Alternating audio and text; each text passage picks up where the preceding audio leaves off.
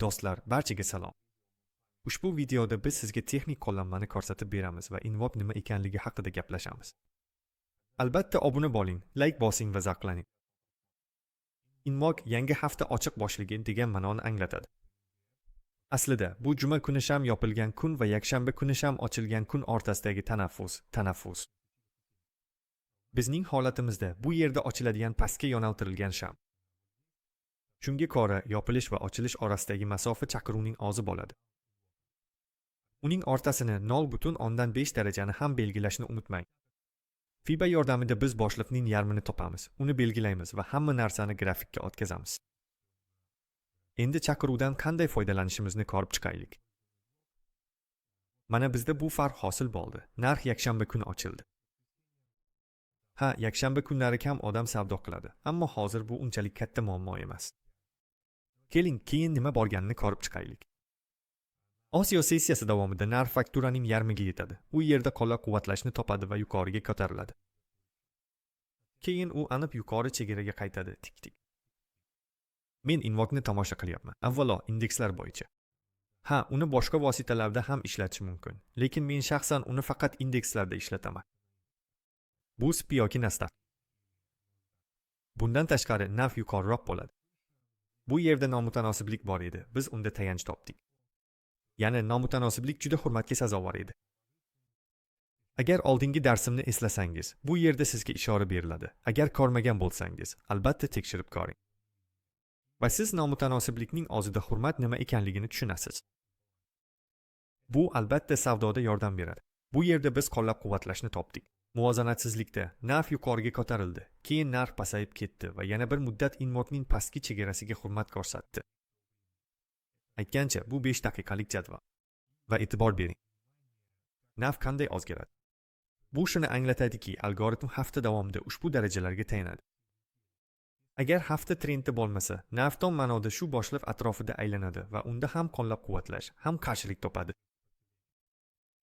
Endi eng qiziqarli qismi boshlanadi. Bu New York sessiyasi. 7 dan 10 gacha bo'lgan oldirish zonasi.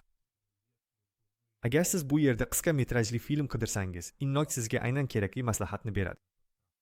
Qarang, narx aynan yetib keldi. Aynan kerakli darajaga.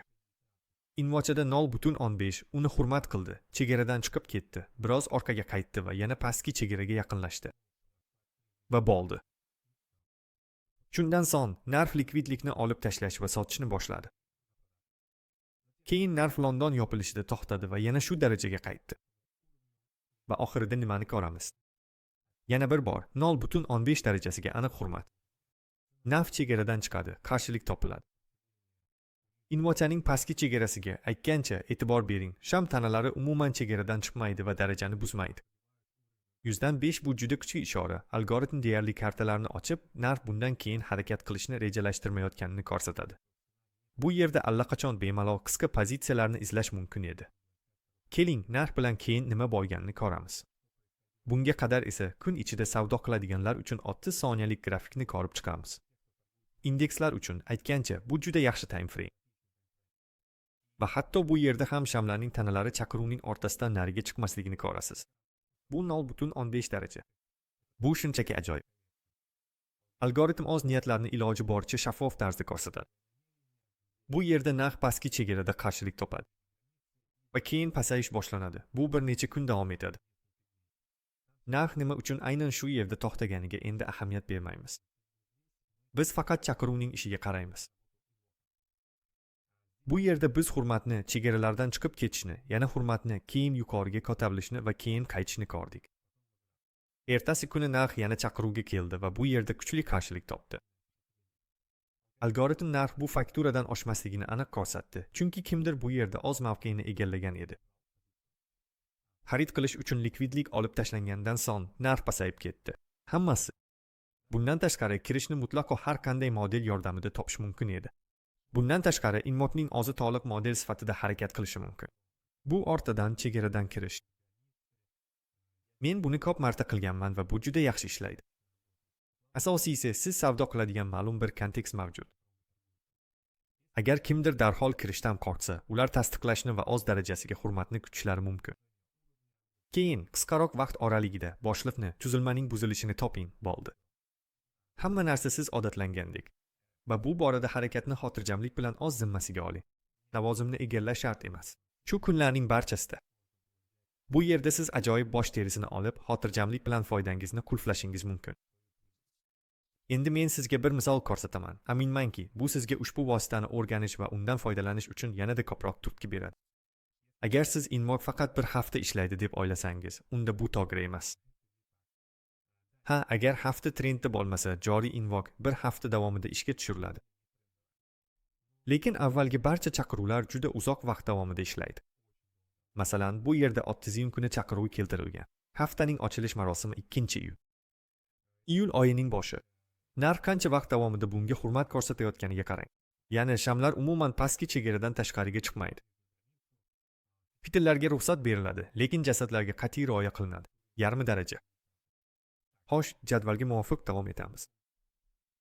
Yangiliklardan oldin soat 8 ya. Narx pastki chegarada qo'llab-quvvatlashni topadi.